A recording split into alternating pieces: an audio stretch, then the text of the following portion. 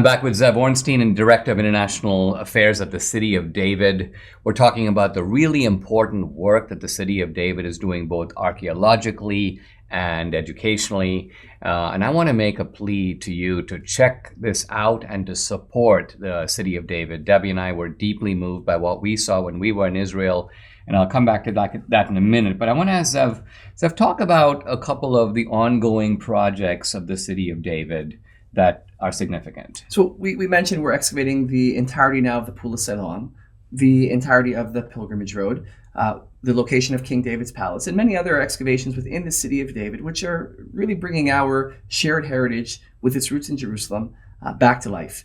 And even around the vicinity of the City of David, we have a site, for instance, known as the biblical Gehenna, the biblical hell. Now, why is Gehenna called Gehenna? In Hebrew, the place is called Gei Ben Hinnom, which is the Hinnom Valley. Gei Ben Hinnom, said quickly, is Gehenna. Now, how did this place, just adjacent to the City of David, become associated with biblical hell? Well, there was a nasty form of idolatry that thousands of years ago took place in this valley, which was an idolatry called Molech. Now, what was Molech? Parents would take their children up on a high tower. There'd be a huge fire pit below, and they would throw their children into the fire. Of all the idolatry that God hates, God hated this one the most. Now, what's the amazing thing?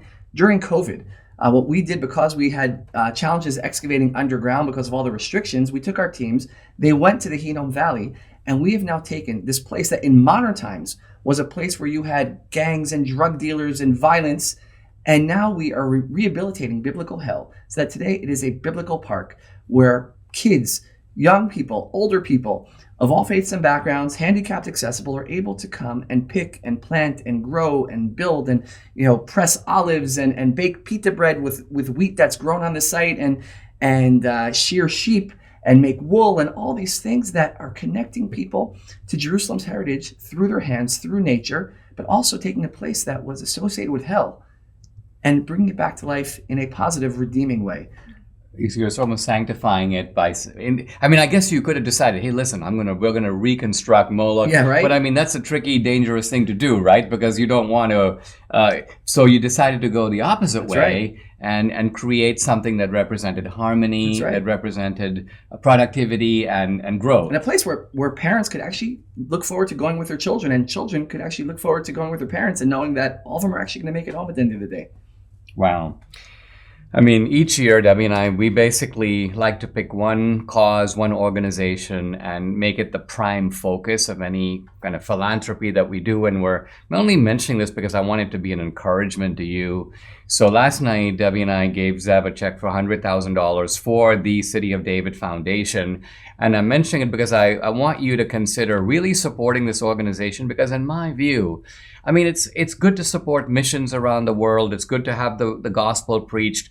But what we have here is the validation beyond a reasonable doubt of the authenticity of the Hebrew and the Christian scripture. So think of the impact of that to tens of millions of people around the world who come to Israel, who see for the first time. Debbie and I were actually with a couple from Canada who I would describe as, lapsed Catholics from Montreal, very cosmopolitan. And we could observe the emotional and spiritual impact of what they saw in Israel in general, but in the Pilgrimage Road in particular, on them. It just sort of rocked them. And it told us that this is a very powerful form of mission work. So with that, we're going to put up the website, and we want you to consider supporting the City of David and the great work they're doing.